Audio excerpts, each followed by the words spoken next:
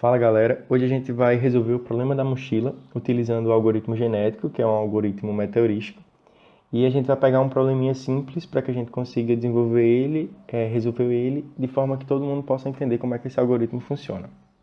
Bom, inicialmente o problema que a gente tem é que você pode escolher entre três tipos de itens para colocar dentro de uma caixa de capacidade igual a 20 kg. As massas e valores dos itens são como mostrados na tabela abaixo, porém só existem 3 unidades disponíveis do item 1, 2 unidades do item 2 e 5 unidades do item 3.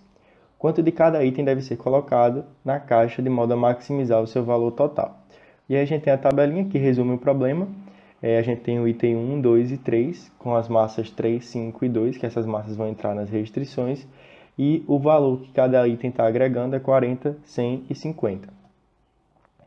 Aí a gente vai modelar o problema, e quando a gente vai modelar o problema, a gente vai pegar o valor que cada um desses itens tem, multiplicado pela quantidade que eu estou levando nessa caixa de cada um desses itens, e isso vai me dar minha função objetivo. A gente declarou que as quantidades do item 1, 2 e 3 são x1, x2 e x3 respectivamente. Então, nossa função objetivo fica como 40 vezes x1, ou seja, o valor de x1 vezes a quantidade de x1 que eu estou levando, 100 vezes x2, que é o valor de x2 vezes a quantidade de x2 do item 2 que eu estou levando, e 50 vezes x3, que é 50, que é o valor de 3, do item 3, vezes a quantidade do item que eu estou levando. As restrições, a gente tem a primeira restrição, que é a restrição 3x1 mais 5x2 mais 2x3 tem que ser menor ou igual que 20. Essa restrição, ela diz com relação à capacidade da caixa, que não pode ultrapassar os 20 kg. A gente tem as restrições em seguida de x1, x2 e x3 com relação à disponibilidade de unidades que ele tem. Então, x1 tem que ser menor ou igual que 3, x2 tem que ser menor ou igual que 2 e x3 tem que ser menor ou igual que 5. E aí a gente tem também que x1, x2 e x3 são inteiros porque a gente não pode levar a metade de um item. A gente tem que levar um item inteiro. E aí a gente vai falar um pouco como esse esqueminha resume como é que funciona o algoritmo genético. Você tem uma população anterior ou uma população inicial. Essa população ela passa por uma seleção entre os melhores ou os piores, que no nosso caso a gente vai pegar melhores e piores. Depois da seleção, esses cromossomos selecionados, eles vão fazer um crossover, que é uma troca genética entre eles.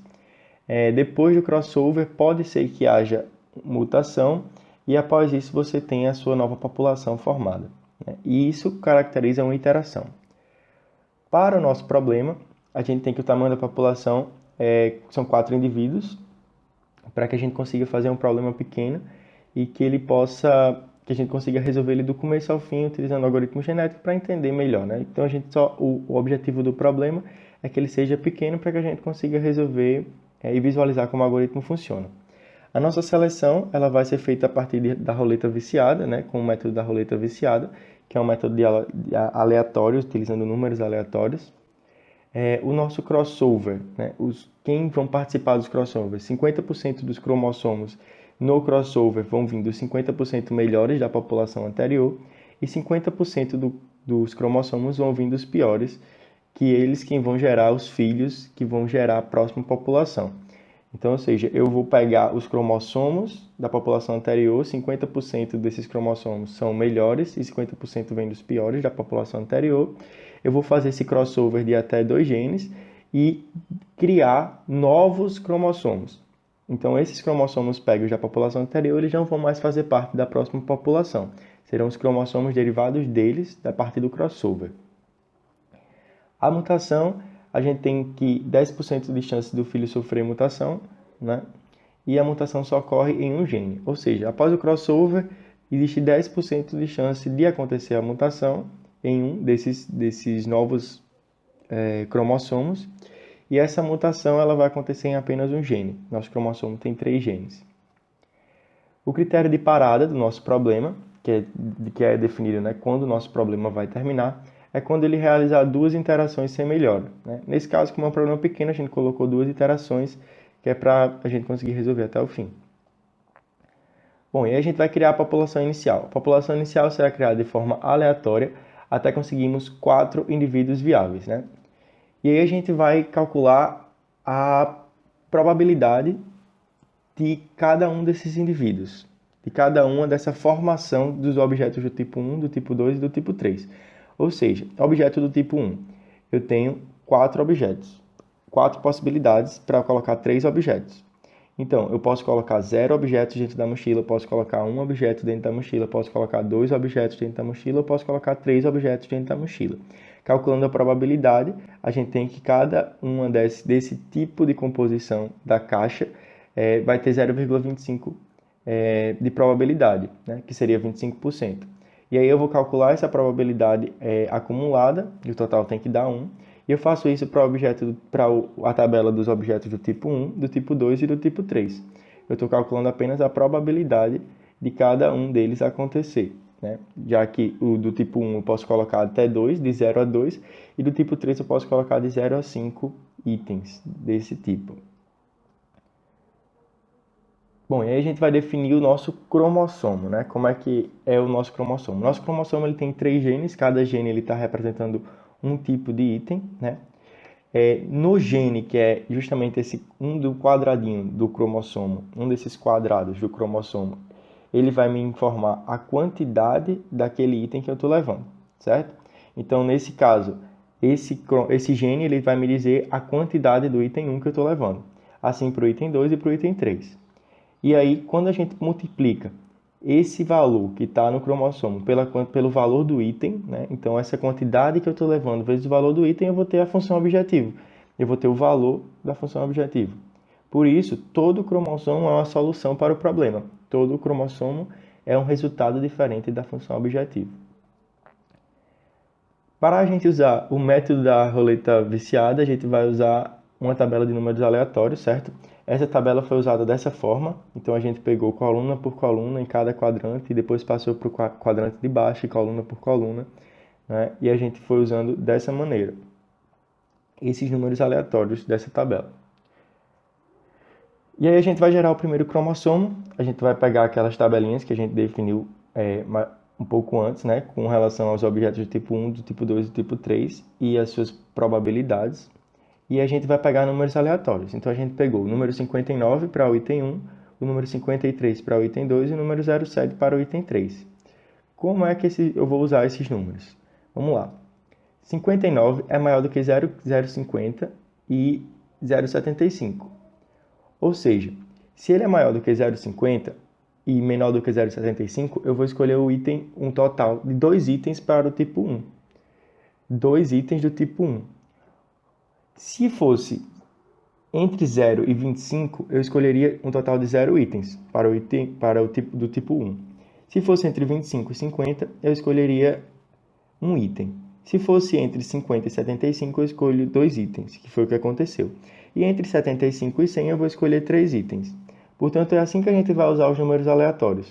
Pega esse número aleatório e compara ele com a probabilidade que a gente já tem. Da mesma forma, a gente vai fazer para o item 2. Então, 0,53 é maior do que 0,33 e menor do que 0,67. Portanto, eu vou escolher apenas um objeto do tipo 2. E assim para o tipo 3, 0,07 é menor do que 0,167. Portanto, a gente não vai escolher um objeto do tipo 3. E aí a gente tem a formação do nosso novo cromossomo, que ele é o primeiro cromossomo da nossa população inicial, que é o cromossomo 2, que significa 2 objetos do tipo 1, 1, que é um objeto do tipo 2, e 0, que é 0 objetos do tipo 3.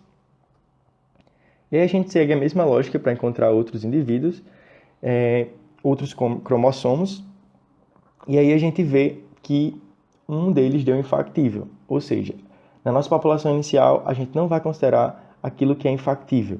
A gente vai simplesmente fazer um outro cromossomo até que a gente consiga os 4 primeiros factíveis. Portanto, o nosso segundo indivíduo, que foi 3, 2 e 3, ele estoura a nossa restrição da capacidade da caixa, porque a soma dos pesos é 25, que é maior do que 20, portanto é infactível e a gente não vai considerar.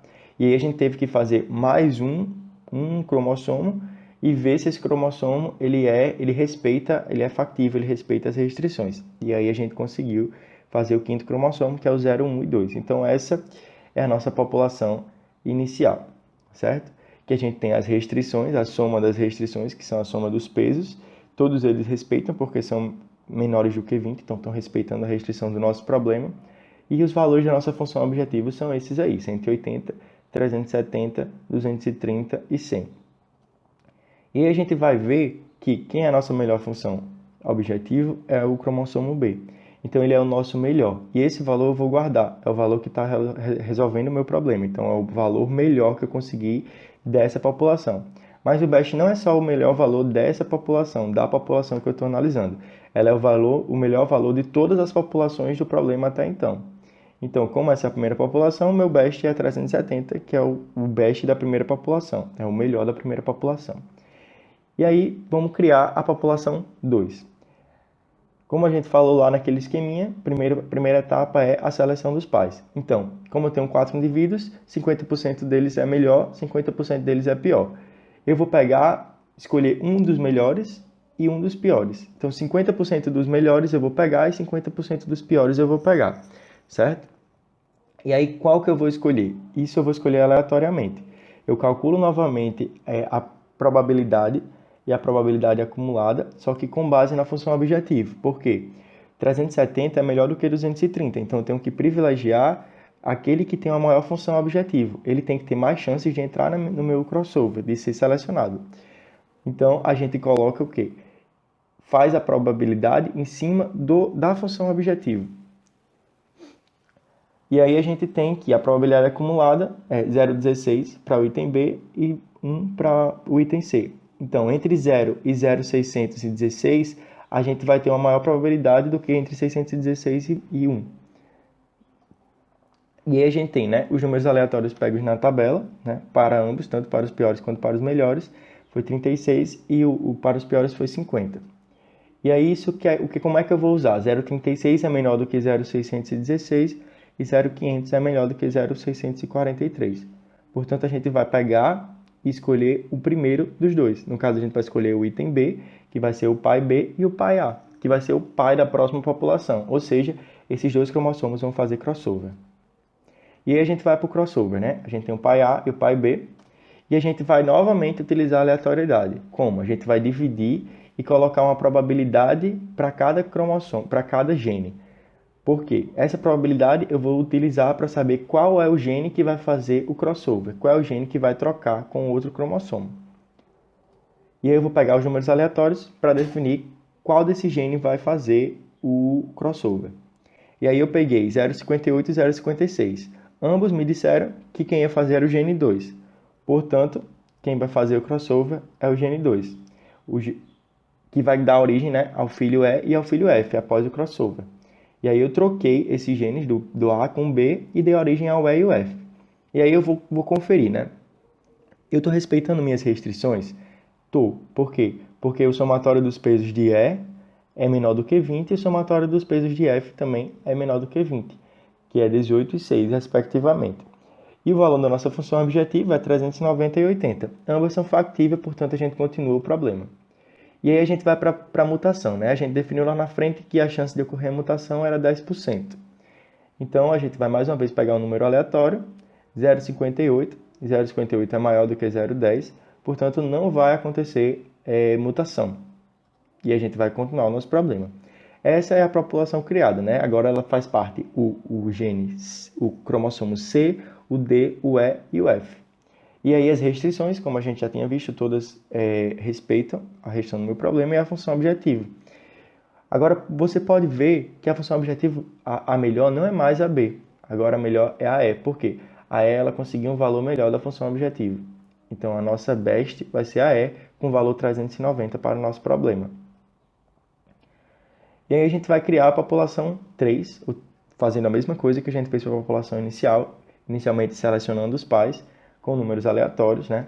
E a gente tem 47 é menor do que 0,629 e 21 é menor do que 0,55. Portanto, eu vou escolher o pai E e o pai D. E aí a gente tem, né? Mais uma vez, vamos fazer o crossover com esses pais, o E e o D.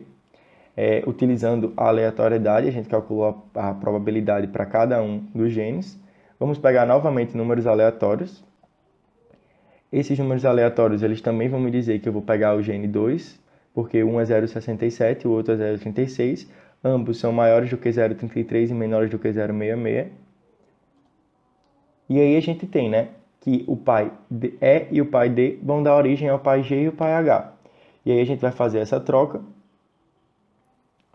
e a gente vai comparar as restrições. Como foram as restrições? Foram respeitadas? Sim. Então, ambos os problemas são factíveis, ambos os cromossomos são factíveis e a gente vai continuar resolvendo nosso problema. Mutação. Vamos ver. 10% de chance, 0,96 é maior do que 0,10, portanto não ocorre mutação. E aí a nossa população criada é agora composta pelo cromossomo C, o F, o G e o H. O nosso melhor é o G, mas continua sendo o E porque o G não superou o E. Então o nosso melhor continua sendo o E. O nosso melhor dessa população é 390, mas o melhor do problema é o E, que também é 390. Então elas estão empatadas, não houve uma melhora. E aí vamos para a população 4.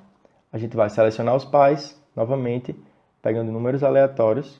A gente viu que 0,240 é menor do que 0,629, 0,200 é menor do que 0,555. Portanto, a gente vai escolher o pai G e o pai H. E aí a gente vai para o crossover, né? Novamente, definindo probabilidades, pegando números aleatórios. 0,22 e 0,10. Os dois dizem para a gente trocar o gen 1. Portanto, a gente vai fazer esse crossover dando origem ao cromossomo I e J.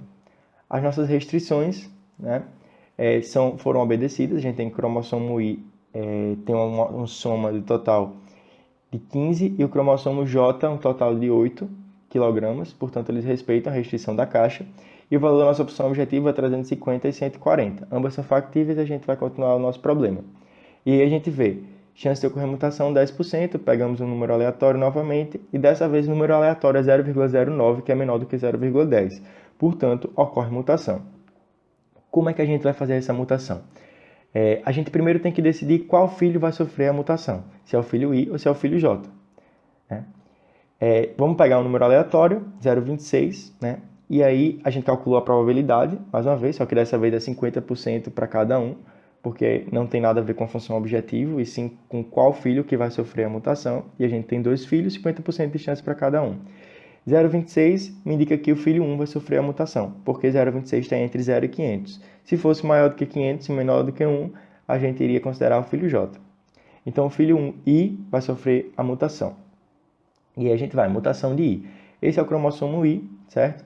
A gente vai utilizar as probabilidades, novamente, de cada gene, para que a gente defina qual gene vai sofrer mutação. A gente vai pegar um número aleatório, 0,09, o que define que o gene que vai sofrer mutação é o gene 1. Ou seja, eu vou ter que pegar aquela tabela lá da frente dos objetos do tipo 1 e vou definir, utilizando mais um número aleatório, para qual formação, ou seja, quanto do item 1 eu vou passar a levar após a minha mutação.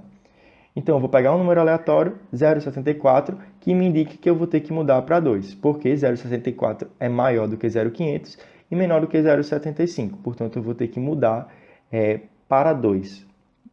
Então, o gen 1, o gen I, ele vai passar a ter esse estilo, né? Ele vai passar a ser desse jeito, 2, 1 e 5.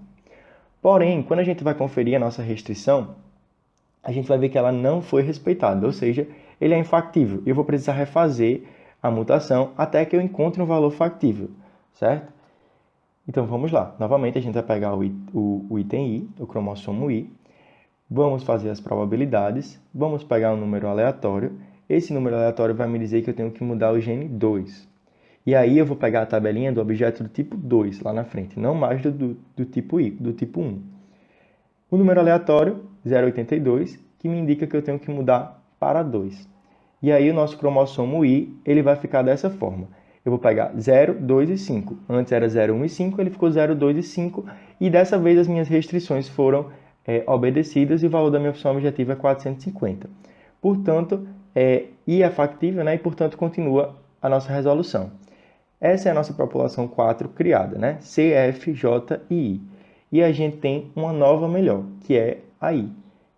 Ela é a best porque ela tem a função objetivo 450. Não mais a E, que tinha função objetivo 390. Agora nós temos a I, que tem função objetivo 450. E agora a gente vai criar a população 5, né? Novamente, seleção dos pais, pega o número aleatório, compara o número aleatório com a nossa probabilidade acumulada. Então, 0,560 é menor do que 0,662 e 0,49 é menor do que 0,63.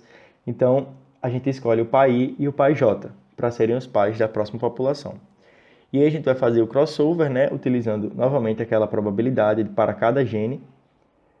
Vamos pegar os números aleatórios, e esses números aleatórios vão me dizer que eu tenho que mudar o gene 2. E aí, fazendo essa mudança, a gente tem que as restrições foram satisfeitas, foram respeitadas, e o valor da nossa função objetiva é 350 e 240, e ambas são factíveis. Portanto, a gente continua a resolução do nosso problema. A mutação, a gente vai mais uma vez ver se vai existir mutação ou não, pegando um número aleatório, 0,11, 0,11 é maior do que 0,10, então não vai acontecer a mutação, e essa é a nossa população criada, sendo que a nossa melhor é AI. E vamos mais uma vez criar a população 6, né? Nosso critério de parada ainda não foi atingido. Se essa população 6 ela não atingir um cromossomo melhor, uma solução melhor, a gente vai parar. Então, a gente tem os melhores e os piores. Vamos selecionar mais uma vez os pais. A gente seleciona o item K e o item C, né? Então, os pais da próxima população vão ser os pais K e o pai C. O crossover, né? A gente vai pegar a probabilidade novamente. Vamos pegar números aleatórios para definir qual crossover vai fazer essa mudança, qual gene vai fazer essa mudança. A gente definiu que é o gene 2 e o gene 1. E aí a gente vai fazer o crossover. Após fazer o crossover, criamos o M e o N. Os novos cromossomos são os cromossomos filhos. Porém, a restrição ela não foi satisfeita. M é infactível, portanto a gente vai ter que refazer o problema. E aí a gente vai fazer o crossover novamente, até que a gente consiga uma solução factível. Vamos pegar números aleatórios. O gene 1 vai trocar, e aí deu na mesma coisa. A gente vai ter o mesmo problema que o M vai ser infactível, ou seja, o filho vai ser infactível, que é o cromossomo 2, 1 e 5. Portanto, M factível a gente vai refazer. Então, vamos pegar novos números aleatórios. Esses números aleatórios, 0,18 e 0,33, também gene 1, M deu infactível da mesma forma. Então, vou ter que fazer isso até eu conseguir conseguir uma solução viável, uma solução factível. E a gente vai pegar novamente o número aleatório, né? 0,86 e 0,29, que é o nosso gene 3 e o gene 1. E aí, dessa vez, vai dar certo. Então, a gente vai trocar, né? Fizemos aí o nosso crossover, e esses são os nossos novos cromossomos, 2, 1 e 1, o M, e o N é 0, 1 e 5. E aí a gente tem, né? Nossas restrições foram satisfeitas, e os nossos valores da função objetiva é 230 e 350. Ambas são factíveis, portanto, continua. Vamos para a mutação, né? Mutação de 10%, pegamos o número aleatório, 0,04. 0,04 é menor do que 10. Então, ocorre mutação. E aí a gente vai decidir qual filho vai sofrer mutação, se é o filho M ou se é o filho N, né? Vamos pegar o número aleatório, 0,55. Nesse caso, como 0,55 é maior do que 0,50, quem vai sofrer mutação é o filho N. Então, a mutação de N, nós vamos pegar e vamos decidir agora com probabilidade qual dos genes vai sofrer a mutação. O número aleatório é 0,66, me indica que o gene 2 vai sofrer a mutação. Objetos do tipo 2, né? Vamos pegar aquela tabelinha lá da frente. Os objetos do tipo 2 podem ser configurados dessa forma, 0, 1 ou 2. Vamos pegar o número aleatório para definir qual será a mudança que vai ser feita. E 0,96, como é maior do que 0,667, me indica que quem vai mudar para 2, né? Nós vamos pegar o gene 2 e mudar para 2. Portanto, o nosso novo cromossomo N, né, mutado, ele fica 0, 2 e 5. A nossa restrição ela foi satisfeita, o valor da nossa opção objetivo é 450. E é factível, continua. Portanto, a nossa população criada vai ser essa, L, F, M e N. Nesse caso, 450 ele não melhorou, então essa iteração não conseguiu melhorar a nossa solução. A nossa solução continua sendo aí. Portanto, a gente vai agora encerrar o problema, porque o nosso critério de parada foi atingido, que seria 2 iterações sem melhorar o meu resultado da minha função objetiva. Então a resposta a melhor resposta encontrada pelo algoritmo foi colocar 2 objetos de tipo 2 e 5 do tipo 3, com um valor total de 450 da nossa função objetiva. Não foi encontrada nenhuma resposta melhor nas duas outras interações, então o algoritmo foi encerrado. Esse é o nosso critério de parada. Não sabemos se a resposta é a ótima, mas apenas que provavelmente se trata de uma boa solução. Porque isso é o que a meta-heurística faz. Ela não traz uma resposta ótima, mas traz uma boa solução. Mas se resolvermos usando programação inteira, percebemos que a resposta encontrada foi a ótima. Então, nesse caso, esse tipo de algoritmo e como foi configurado, conseguiu que a gente atingisse a resposta ótima. Então é isso. Até a próxima aula, né? Espero que esse vídeo tenha ajudado vocês nos estudos. E até a próxima aula. Dá um like aqui no canal e se inscreve no nosso canal para receber mais vídeos sobre pesquisa operacional. Valeu, galera!